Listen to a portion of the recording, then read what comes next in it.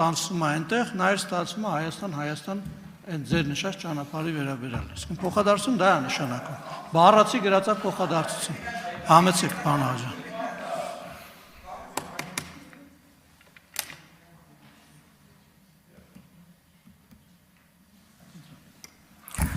Շնորհակալություն ազգային ժողովի մեծարգո փոխխոսնակ, հարգելի գործընկերներ, սիրելի հայրենակիցներ, քիչ առաջ տեղի ունեցավ մի շատ տարօրինակ բան, մենք իհարկե սովոր ենք, որ ընդդիմությունը հաճախ փախչում է այս դահլիճից, բայց այս անգամ դա տեղի ունեցավ ծույլ դպրոցականի դասից փախնելու ինչ-որ ոճով, երբ վերջինս ինչ-որ պատրվակ է փնտրում դասարանից դուրս է գալու ու հետ չի գալիս, սա բառացի տեղի ունեցավ մոտ սրանից մի 20 րոպե առաջ, եւ այս առումով ընդդիմությունը չի դադարում զարմացնել իր ծաղրախաղերով եւ ցնդաբանություններով, իսկ առհասարակ բուն նախագծի էության անդրադառնալով եւ դա կապելով ընդդիմության դահլիճից փախուստի հետ, ես կուզեմ ասել հետեւյալը, եւ այստեղ հարգելի գործընկերներ եւ սիրելի հայրենակիցներ, որևէ չափազանցություն կամ սուբյեկտիվ գնահատական կամ էմոցիոնալ գնահատական ամենևին չկա եւ սա իհարկե զավեշտ է, ես ուզում եմ բոլորս ուշադրություն դարձնենք հետեւյալ հանգամանքի վրա, որ ըստ էության մեր այսօրվա ընդդիմության ապագան քաղաքական ապագան եւ Հայաստանի Հանրապետության ինքնիշխան ապագան, պետականության ապագան ունեն իրար հետ բացասական կոռելյացիա։ Այսինքն,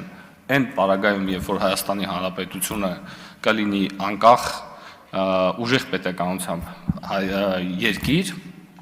այդ պայմաններում այս ընդդիմությունը որևէ քաղաքական ապագա չունի, ինչը նշանակում է, որ այս մարդիկ այդ օմենին սպասող եւ օմենը գուժող քաղաքական ուժ են, վախճանաբանության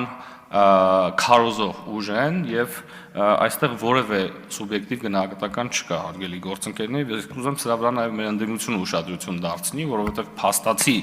իրենց ապագան միայն հնարավոր է կործանված Հայաստանի Հանրապետության պարագայում, ինչը մենք բնականաբար թույլ չենք տա։ Շնորհակալություն։ Եղան Նազարյան, հաջորդ երդության համար համեցեք։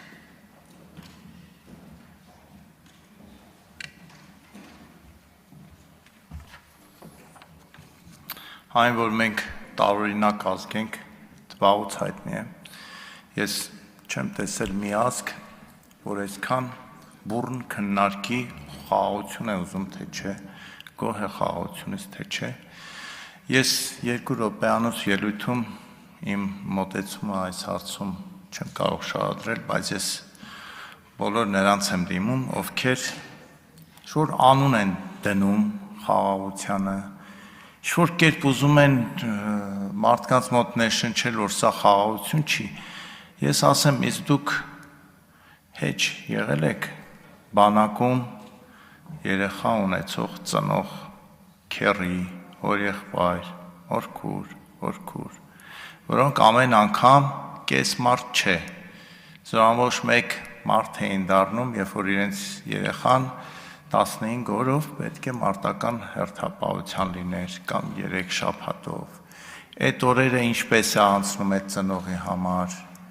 ինչ է լինում։ Ես չեմ խոսում դեռ պատերազմի մասին, մարտական գործողությունների մասին։ Ես խոսում եմ այն խաղաղության օրերի մասին, որ ասում ենք դե խաղաղություն է եղել այսքան տարի։ Այդ մարդկանց հոգեվիճակը, առողջությունը, բա ձեր կարծիքով այսքան շատ ուռուցքային հիվանդություններ, սիրտանոթային հիվանդություններ որտեղից են։ Հենց այդտեղից են։ Հիմա անուն եք դնում, ասում եք մի քիչ ոնց որ չենք ուզում, մեզ նվաստացնում այս խաղաղությունը։ Ի՞նչն է նվաստացնում։ Ի՞նչն է նվաստացնում, որ սահմանում, հենց անմիջապես սահմանում գտնվող գյուղի բնակիչը արդեն տուն է սարքում, մտածում է ֆերմերային տնտեսություն հիմնելու մասին, ինչի մասին եք խոսում։ Մի քանի առաջարկ ունեմ, որ հայտարարությունը ավելի լավ լինի, հիմա կներկայացնեմ։ Շնորհակալություն։ Պարոն Նազարյան, ընդհանրապես ուզում եմ ասել, հարգելով ձեր առաջարկը եւ ընդհանրապես մասնակցությունը եւ իհարկե համամիտ լինելով ձեր ելույթի հետ, ուզում եմ ասել, որ երկրորդ ընթերցում չի լինելու, զուտ տեխնիկապես հանրությունն էլ որպեսզի իմանա եւ մենք անմիջապես այս մտքերի փոխանակությունից հետո պիտի քվեարկենք, ցավում եմ, որ ավելի շուտ առաջարկները չեք ներկայացրել եւ մենք չենք կարողացել դիտարկել, բայց տեխնիկապես խնդրեմ, կարող եք առաջարկները փոխանցել, բայց հնարավոր չի լինելու տեքստի մեջ փոփոխություն անել։ Լուսինե Բաղդարյան